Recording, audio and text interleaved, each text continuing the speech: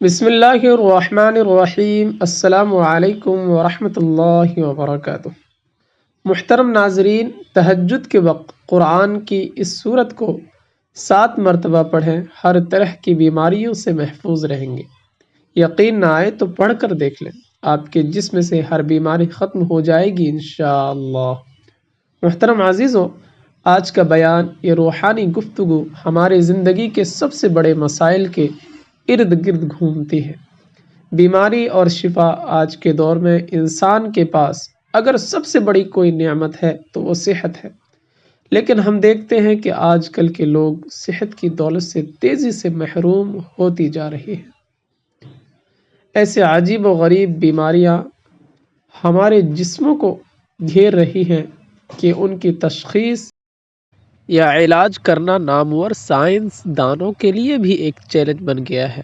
ذرا تصور کریں، بلڈ پریشر، کینسر، گردے کے مسائل، دل کی پیچیدگیاں اور وہ ذہنی بیماریاں، ان بیماریوں کا محض ذکر ہی ہمارے ریڑھ کی ہڈی کو کانپا دیتا ہے۔ ان بیماریوں سے نجات کے لیے ہم دن رات ڈاکٹروں کے پاس جاتے ہیں، ہسپتال سے اسپتال تک دوڑتے ہیں، مہنگے ٹیسٹ کرواتے ہیں، لاکھوں روپے ادویات پر خرچ کرتے ہیں، لیکن در حقیقت اللہ تعالیٰ نے شفا کو ایک ذریعہ بنایا ہے اور ہمیں اسباب کی حدود میں علاج کرنا چاہیے۔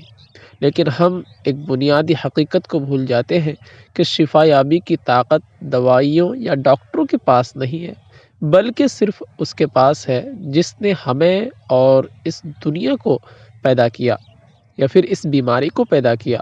ہم اسباب کے اس مسئلے کو چھوڑ کر اسباب کے پیچھے بھاگتے ہیں، اور جب اسباب ناکام ہو جاتے ہیں تو مایوس ہو کر بیٹھ جاتے ہیں۔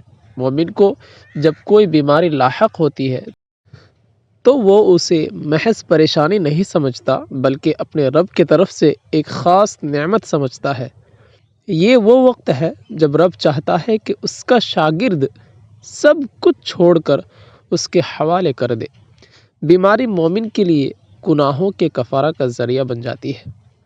رسول اللہ صلی اللہ علیہ وسلم کا فرمان ہے کہ ہمارے لیے امید کا سب سے بڑا ذریعہ کیا ہے کہ اگر کسی مومن کو کانٹا بھی چبھ جائے تو اللہ اس کے بدلے میں اس کے گناہ کو معاف کر دیتا ہے۔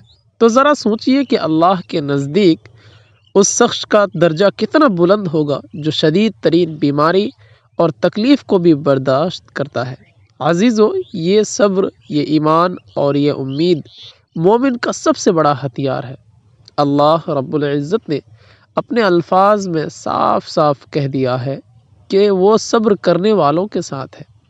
صبر صرف خاموشی سے بیٹھنا نہیں ہے، بلکہ دکھ کے باوجود شکایت نہ کرنے کا نام ہے۔ شکایت نہ کرنے کا رواج ہے حالات کی حدود میں رہتے ہوئے خدا کی مرضی کو دل میں قبول کرنا اور اس کو پکارنا، جو شفا کا اصل ذریعہ ہے۔